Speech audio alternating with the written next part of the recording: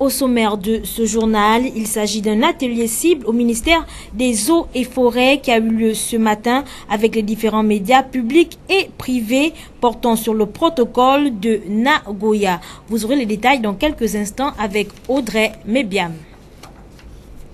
Bonsoir et bienvenue à tous. Merci encore de votre fidélité sans cesse renouvelée à la télévision Shekina. Et pour démarrer cette édition d'information, allons-y dans la province de l'Ogooué-Maritime avec l'arrivée des pluies ayant conduit les autorités de la ville de Port-Gentil d'effectuer une vaste campagne de nettoyage dans les différents quartiers afin de mettre à l'abri la population, à l'abri des inondations. Reportage. L'opération Le Curage des Grands Canaux, en cours d'exécution par les services techniques de la municipalité à travers les différents quartiers de la ville de Port-Gentil, est appréciée par les populations environnantes car les pluies menacent d'ores et déjà d'effectuer leur entrée saisonnière en terre marigovéenne et dans l'ensemble du pays. Entre-temps, certaines parties de la ville, les plus populaires d'ailleurs, semblent une fois de plus ne pas être prises en compte par ces travaux d'assainissement avant l'avènement des intempéries. C'est le cas par exemple des quartiers chics, Carrefour Rio et le marché de la Balise, dans lesquels les riverains ne sont alimentés que de promesses, explique ce retraité du ministère des Transports publics. Ça fait même pas un mois, monsieur le maire adjoint est passé ici avec les travailleurs un lundi, je me rappelle plus bien, il nous dit bon vous nettoyez, nous allons passer ici pour venir nettoyer. Quand ils sont partis, ça devient quelque chose, la même chanson quoi. Ils viennent, bon, ils nous donnent confiance, après ils s'en vont. Mais en saison des pluies, on est tous dans l'eau. Dans ces trois quartiers frontaliers, 6 dans le 2e arrondissement de la commune, les habitants font état de ce que l'on peut appeler ici de non-assistance à personne en danger, pour paraphraser le droit pénal gabonais. Une problématique qui s'articule autour de l'entretien de cette grande voie d'évacuation d'eau usée acheminant vers l'agence provinciale de Gabon Télécom en passant par la cité Satom, et qui, entre autres, n'a plus connu de cure de jouvence depuis plus de 5 ans. Depuis l'an 2002 que je suis là, on ne tire jamais le caniveau là. Ça reste que comme ça, jamais qu'on est venu nettoyer ici. On est toujours comme ça, ils viennent nous mentir les fausses promesses. Quand c'est les vôtres, ils viennent. Chez nous, là, ça s'inonde tous les jours. Et on a les enfants en bas âge. Ils sortent, ils ne sont pas constamment à la maison, ils viennent jouer dehors. Et ça, ce sont des risques. Ça ne se nettoie pas. Ça me fait la 3e année ici là. Jamais j'ai vu les agents de la mairie venir nettoyer. Ça fait plus de 20 ans que j'habite le quartier.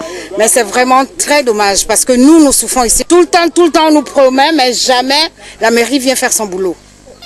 Mais quand il pleut ici, c'est invivable. Quelqu'un ne peut pas passer, même les enfants. Tout est bouché, l'eau ne peut pas rentrer. Or, apparemment, il y a 20 ans de cela, mon père venait, c'est là où on laissait la pirogue. Et maintenant, c'est invivable. Une exception pourrait donc être envisageable en cette saison si et seulement si l'équipe municipale s'attelle à s'investir pleinement et pourquoi pas rapidement dans cette mission régalienne qui lui est par ailleurs reprochée en ces lieux depuis près d'une décennie. Toujours à Port-Gentil pour parler cette fois-ci du retour à la terre, un moyen non moins négligeable pour réduire les coûts de l'économie gabonaise et d'améliorer la qualité des aliments. Retrouvons à nouveau nos confrères de Média Plus. Tourner essentiellement vers l'autoconsommation et une économie de subsistance, les habitants de la bourgade de Mbera pratiquent une agriculture vivrière. C'est le cas de ce septuagénaire qui s'est installé dans cette contrée du département de Bédjé, canton Océan, depuis 1984. Je suis en train de faire mes jardins ici, là. Donc je suis avec ma vieille femme, on est là. Pas de problème. On vit bien. On plante les tubercules, un peu de la banane, les ignames, les ananas. Bon, c'est un peu ça. Et l'oseille. La pêche, c'est qui ont les trémailles. Et nous autres, là, qu'on n'en a pas, bon, on fait à la canne. On pêche à la canne dans les étangs. On attrape les silures chats, la carpe. Bon, les carpillons, c'est même pas de vrais carpes. Oui, normalement, on fait la chasse. Mais la chasse, c'est difficile, les bêtes. Puisque nous sommes sur l'île, les bêtes, c'est difficile. On fait un peu les pièges, on attrape un peu les antilopes, les sangliers, bien sûr. Il y a maintenant, il y a trop du monde. sont retournés là où ils sont venus à Ikando là-bas. Cependant, depuis quelques années, ces derniers se plaignent de la présence des animaux qui viennent saccager leurs plantations.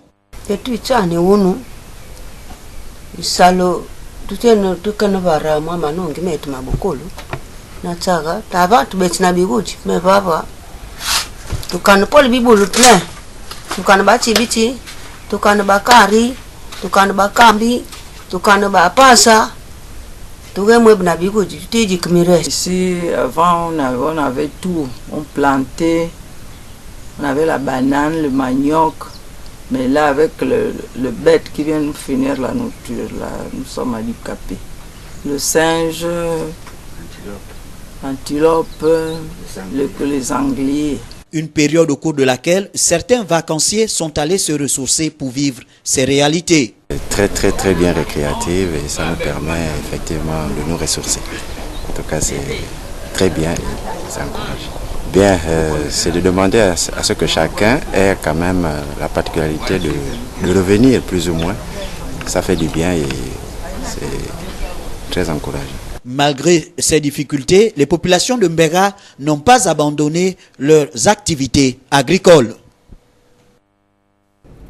Le ministère des Eaux et Forêts a abrité ce matin un atelier avec les différents médias publics et privés. Le but de celui-ci, apporter des clarifications sur le protocole de Nagoya. Pour plus de précisions, suivons ce reportage d'Audrey Mébiam. C'est dans l'une des salles de réunion du 5e étage du ministère des Eaux et Forêts de Libreville que s'est tenu ce matin un atelier informationnel axé sur le protocole de Nagoya. C'est un instrument juridique international contraignant qui nous permet, entre les pays fournisseurs de ressources biologiques ou génétiques comme le Gabon et les pays utilisateurs comme le pays de l'Occident, d'établir un marché, un nouveau marché d'échange de ressources biologiques afin que nous rentrions dans une perspective de marché où tous les acteurs tirent profit et ce qu'on appelle entre guillemets le système gagnant, gagnant, gagnant, gagnant pour le pays fournisseur, gagnant pour le pays utilisateur et gagnant également pour les peuples autochtones qui détiennent la connaissance traditionnelle associée. Cet atelier ayant débuté la veille avec des chercheurs s'est poursuivi aujourd'hui avec les communicateurs et journalistes puis des ONG. Il s'achèvera demain avec les praticiens et les peuples pygmées. Cette rencontre avait pour objectif de sensibiliser les hommes et femmes des médias publics et privés sur le protocole de Nagoya, sur l'accès aux ressources justes et équitables, des avantages découlant de leur utilisation. Force est de constater que plusieurs de nos compatriotes font dans la biopiraterie pour les Occidentaux via les réseaux sociaux. Promouvoir donc cette information est le devoir de la presse afin de limiter, sinon contrôler les sorties de nos ressources naturelles. Et pour une utilisation pure et prospère, les partenaires doivent partager équitablement les avantages issus de leur utilisation et prévenir toute surexploitation de la diversité biologique. C'est désormais une obligation pour le gouvernement gabonais de veiller et de faire respecter les droits des communautés autochtones, car ayant été l'un des premiers pays signataires du protocole de Nagoya. Vivre avec un handicap aujourd'hui n'est pas chose aisée dans le pays. En effet, les sourds-muets se sentent marginalisés faute d'inaccessibilité aux informations due à l'absence d'interprètes dans les administrations publiques et privées. Je vous invite à suivre cette analyse d'Inès Ngunga Mombo. Les sourds-muets du Gabon vivent dans les conditions difficiles au regard du traitement qui leur est infligé. Nul n'a demandé à venir au monde avec un handicap. Aujourd'hui, voir des sourds s'exprimer dans les artères de la capitale relève d'une moquerie émanant des personnes valides, ce qui laisse entrevoir une marginalisation, ce qui rend encore leur intégration difficile dans la société. Le cas d'espèce des administrations publiques, où il n'est nullement mentionné la présence d'interprètes susceptibles de renseigner cette frange de la population en quête de renseignement, ou encore dans les médias publics ou privés. Ici, les sourds du Gabon ont du mal à s'informer sur l'actualité nationale et internationale faute toujours d'interprètes. Comment font-ils lorsqu'ils sont malades et souhaiteraient se rendre à l'hôpital? Aucun médecin n'a l'assistance d'un interprète pour aider ces sourds. Une situation qui devrait interpeller une fois de plus les pouvoirs publics, qui ne s'intéressent qu'aux handicapés moteurs en mettant des rampes dans certaines administrations. Il faudrait penser à tout le monde dans la mesure où les pouvoirs publics prônent l'égalité de chances. Mais à quel niveau intervient véritablement cette égalité des chances? Là reste toute la question. Le gouvernement devrait revoir sa politique d'inclusion intégrale des sourds-muets du Gabon et surtout susciter l'émulation et la vocation chez les personnes valides pour qu'ils s'intéressent davantage au métier d'interprétariat en langage des signes pour le bonheur de tous. Dans ce journal, la réaction du proviseur du lycée Notre-Dame de Kouaben après avoir été accusé dans les réseaux sociaux d'être à l'origine d'une vaste escroquerie consistant à exiger aux parents d'élèves le versement d'une somme de 100 000 francs CFA pour toute inscription. François Xavier Meillet Maubian balait du revers de la main cette accusation dans ce reportage que nous propose Pierre Parfait Mbadikoumb. Alors que la rentrée des classes s'effectue sans reproche au collège et lycée Notre-Dame de Kouaben, elle est soudainement secouée par une affaire d'escroquerie révélée par les réseaux sociaux.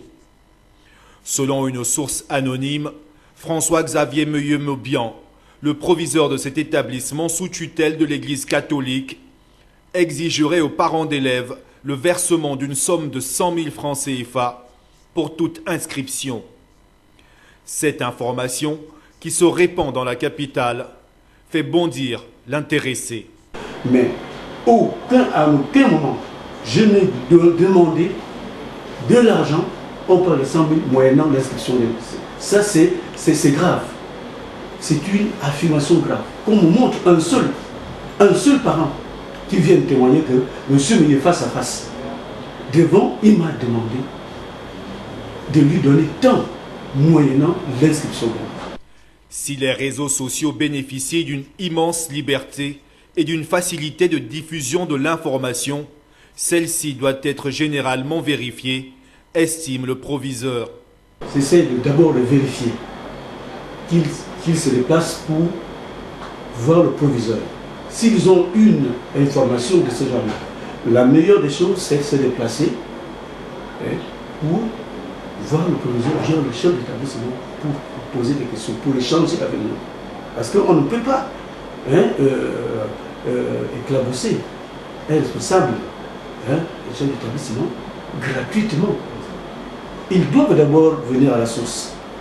Du fait qu'ils soient très peu réglementés, les réseaux sociaux peuvent être un redoutable outil pour des gens qui essaient de se venger de vous ou qui cherchent à répandre des rumeurs malveillantes.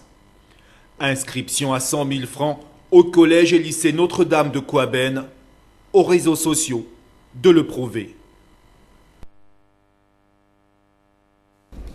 On parle à présent de rentrée syndicale. Le Congrès des agents publics et parapublics de l'État a procédé hier en fin d'après-midi à sa rentrée syndicale de l'année 2017-2018. Une rentrée placée sous les auspices de l'installation du bureau de la coordination nationale de l'Union internationale des services publics et assimilée de la zone Afrique francophone. Les détails avec Arnaud Mbabokoum. C'est à son siège d'Onkembo, dans le 2e arrondissement de la commune de Libreville, que le Congrès des agents publics et parapublics de l'État, CAP, a procédé à sa rentrée syndicale de l'année 2017-2018. Une occasion bien indiquée pour les structures syndicales, donc le CAP, de procéder à l'évaluation du niveau d'engagement de l'État vis-à-vis des travailleurs, notamment la valorisation des conditions de vie de ces derniers. Le bureau régional relève que depuis le second semestre de l'année 2014, le Gabon, dont l'économie est essentiellement basée sur l'exploitation des ressources naturelles, notamment le pétrole, le bois et les mines, subit les effets de la crise qui affecte considérablement les recettes budgétaires de l'État. Le recul des investissements publics et privés et un ralentissement de la croissance, toutes choses qui touchent directement les travailleurs sans exclusive. Malgré la prise de conscience des partenaires sociaux face à cette crise mondiale, le CAP constate pour le déplorer que le déficit de dialogue social, la malgouvernance, les affectations fantaisistes, les règlements de compte vis-à-vis des travailleurs amplifient un tant soit peu cette crise par le déclenchement des mouvements de grève dans les secteurs essentiels tels que l'éducation, la santé, les régies financières, le pétrole, etc. Tous ces effets indus de la crise sociale ont alors pour conséquence un ralentissement de l'activité économique depuis 2015. C'est dans cette perspective que le Premier ministre, chef du gouvernement Emmanuel Issou Zengondé, invite les partenaires sociaux à réfléchir sur la signature d'une trêve sociale avec les syndicalistes. Une perspective reprise et expliquée autrement par le conseiller technique du ministre du Travail en prenant part à cette rentrée syndicale. Les difficultés de la vie n'épargnent personne.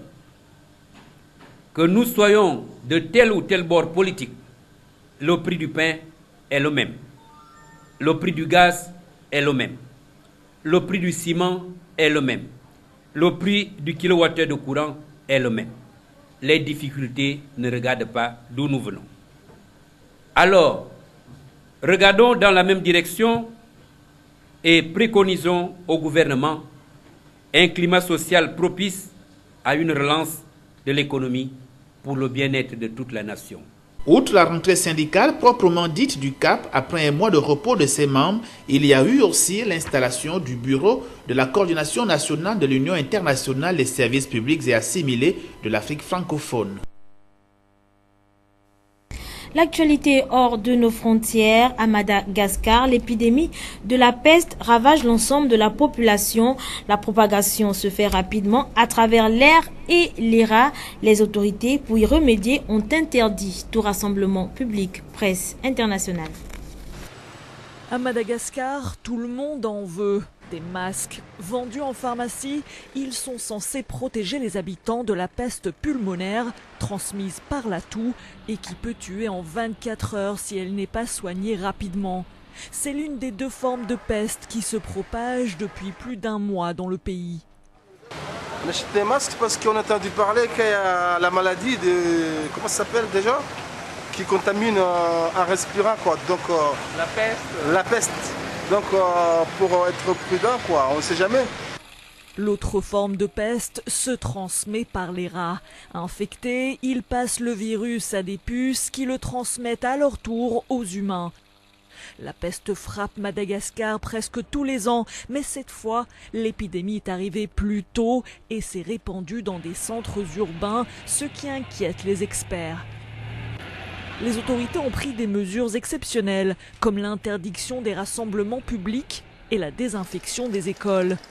Des pièges à rats sont posés dans les rues, mais leur but n'est pas toujours de tuer les rongeurs. Ceux-ci sont censés imbiber les animaux de médicaments. Lorsqu'ils vont sortir, ils transmettront le traitement à d'autres rats grâce à leurs poils. Une fois guéris, les rats ne devraient plus infecter les puces, ce qui en théorie devrait ralentir la propagation du virus. Aux États-Unis, l'audition de la compagne du tueur de Vegas de retour de Philippines n'a pas permis au FBI de faire un lien avec l'État islamique. Les enquêteurs se penchent d'ores et déjà sur d'autres pistes pour en savoir plus. Presse internationale. Le FBI espérait des réponses sur les raisons qui ont poussé Stephen Paddock à passer à l'acte. L'audition de sa compagne n'a pas permis d'éclaircir le mystère. Le jour du massacre, Marie-Lou Danley, 62 ans, se trouvait à Manille, aux Philippines, pour rendre visite à sa famille. Revenue mercredi à Los Angeles, elle affirme qu'elle ignorait tout du projet de son conjoint. Son avocat est venu lire devant la presse sa déclaration. Je l'aimais et j'espérais qu'on aurait un bel avenir ensemble. Il n'a jamais dit ou fait quoi que ce soit que j'aurais pu trouver inquiétant et qui aurait pu laisser penser qu'il ferait quelque chose d'horrible. Au sujet des 100 000 € virés sur son compte, Marie-Lou Denley a expliqué que Stephen Paddock les lui avait envoyés pour acheter un bien immobilier aux Philippines. Elle pensait qu'il voulait rompre avec elle. Près de l'hôtel Mandalay Bay, les enquêteurs sont à pied d'œuvre. Ils n'ont toujours pas établi de lien avec l'organisation État islamique. Nous n'avons trouvé jusqu'ici aucune preuve d'un lien avec le terrorisme, mais l'enquête est en cours. Nous allons continuer de nous pencher sur toutes les possibilités. Nous n'excluons aucune piste. Dans la chambre d'hôtel de Stephen Paddock, la police a retrouvé 23 armes. Le retraité en possédait 19 autres dans ces 3 différentes villas, avec des milliers de munitions. Un mot de sport avant la boucle de ce journal. Le bureau conduit par Rodrigue Becal en sa qualité de président de l'association gabonaise de la presse sportive indépendante était du côté d'Ovendo dans le cadre de sa série de rencontres avec les associations et organismes sportifs présents en terre gabonaise. Aujourd'hui, le tour est revenu au président de la Confédération africaine de boxe de recevoir ce groupe de journalistes sportifs. Qu'est-ce qu'il en ressort de cette rencontre? Allons-y le savoir dans cet élément que nous propose Euphrem Biyogo Edzo. Présenter ses civilités à l'endroit du président de la Confédération africaine de boxe, tout fraîchement porté à la tête de l'instance fêtière de la boxe continentale, aurait été la cérémonie tenue dans un hôtel de la place par les membres de l'association gabonaise de la presse sportive indépendante, en poste depuis bientôt 2 ans. Occasion pour le bureau que dirige Rodrigue Becal de présenter aux nouveaux venus les attentes du groupe dont il a la charge, dont l'une des missions porte sur informer et se former. L'information de qualité passe d'abord par les hommes bien formés. Ce n'est qu'en cela que les objectifs peuvent être atteints. L'Association gabonaise de la presse sportive indépendante, AGEPSI, souhaite vous exprimer ses plus vives félicitations, ainsi que ses meilleurs vœux de succès dans l'exercice de vos nouvelles responsabilités. Sachant que vous êtes le premier Gabonais à occuper le poste de président de la CAB, nous tenons à vous assurer notre entière confiance dans votre capacité à tenir les engagements pour le développement et la vulgarisation de la boxe sur le continent. Soyez rassurés de la disponibilité de notre organisation à œuvrer à vos côtés pour faire progresser la construction d'une boxe à la fois plus compétitive et prospère. Monsieur le Président, de son côté, l'homme a notamment promis de faire de son mieux pour poursuivre cette collaboration franche, vieille de plusieurs années, cela du fait d'avoir exercé au Gabon en qualité de président de la Fédération gabonaise que je ne ménagerai de boxe. Aucun effort pour vous associer à la couverture médiatique, bien entendu, de toutes les compétitions relatives à notre corporation, c'est-à-dire relatives à la boxe, parce que la presse gabonaise est une presse responsable, est une presse professionnelle, parce que je sais ce que vous avez pu faire ensemble que moi pendant une vingtaine d'années. Vous comprenez, c'est pas à négliger ça. Alors je tiens aussi à vous renvoyer l'ascenseur en vous disant merci. Merci encore une fois et je ne manquerai pas de vous associer à chaque fois que le besoin se fera ressentir. Vous pouvez compter sur moi. Et c'est d'ailleurs une très bonne chose pour le pays parce qu'aujourd'hui, pour la première fois, comme vous l'avez dit, un Gabonais arrive à ce niveau. Vous comprenez, le Gabonais commande aujourd'hui une confédération. L'association gabonaise de la presse sportive indépendante entend notamment pérenniser ce type de rencontres pour le bien-être du sport à l'échelle nationale. Arrive enfin la rubrique Expression libre et c'est avec Rosine Ndje Ongwe et Bertrand Koumileka qui se sont baladés à travers les artères de la capitale en posant la question la suivante: l'argent de poche, faut-il en donner aux enfants? L'argent de poche, faut-il en donner aux enfants? Pendant l'année scolaire, oui. Pourquoi? Pour leurs petites dépenses à l'école. c'est vraiment une nécessité? Pas une nécessité, mais on est obligé de le faire. Pas obligé, mais on doit le faire. Il faudrait pas qu'il envie les autres. Faut-il donner de l'argent de poche à vous? Ah? Aux enfants? Non. Pourquoi non? Parce qu'on ne sait pas ce qu'il peut faire avec. Il peut faire beaucoup de choses avec, acheter des bonbons. Moi je pense qu'on peut le donner à l'âge de 12 ans. Et comment il fera pour aller à l'école? Bon, à l'école, on fait un petit déjeuner. Après, on le met dans un sac. Et puis, bon, s'il y a peut-être de quoi manger à l'école. Faut-il donner l'argent de poche aux enfants? L'argent de poche? Aux enfants. Bah oui, comme c'est la rentrée, je suis un vieux retraité. Vous savez que le retraité ne gagne pas tellement assez de moyens. Avec les moyens de bord, je fais le possible pour donner quelque chose à mes petits-fils et à mes enfants qui apprennent. Et donc c'est nécessaire?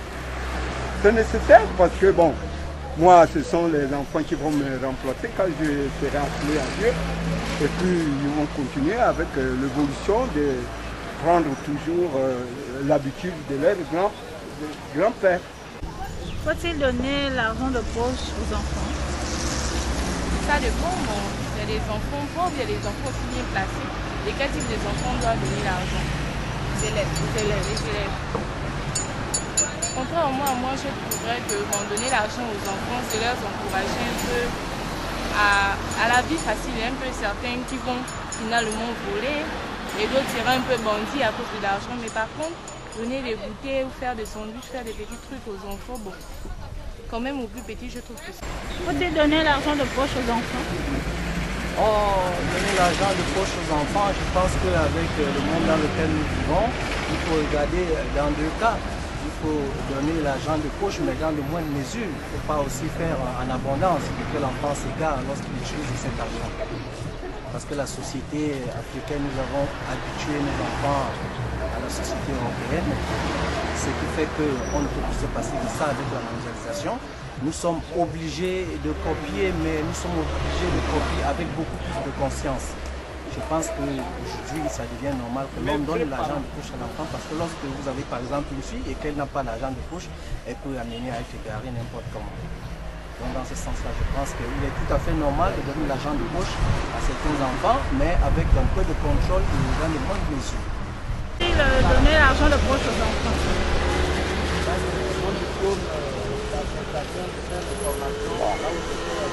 Ça dépend, ça dépend. Parce que le matin, il faudrait faire boire les enfants le café.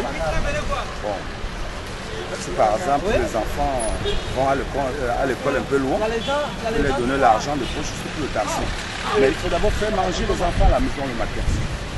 Bon, le café est nécessaire le matin pour les enfants. C'est bon? Oui, et donc l'argent de poche est nécessaire? L'argent de poche, habituer les enfants très tôt à l'argent de poche, c'est pas... Une question qui s'adresse essentiellement aux parents et bien évidemment le débat peut se poursuivre chez vous. Nous voilà arrivés au terme de ce journal. J'aurai le même plaisir à vous retrouver demain à la même heure, mais d'ici là, portez-vous bien. Au revoir.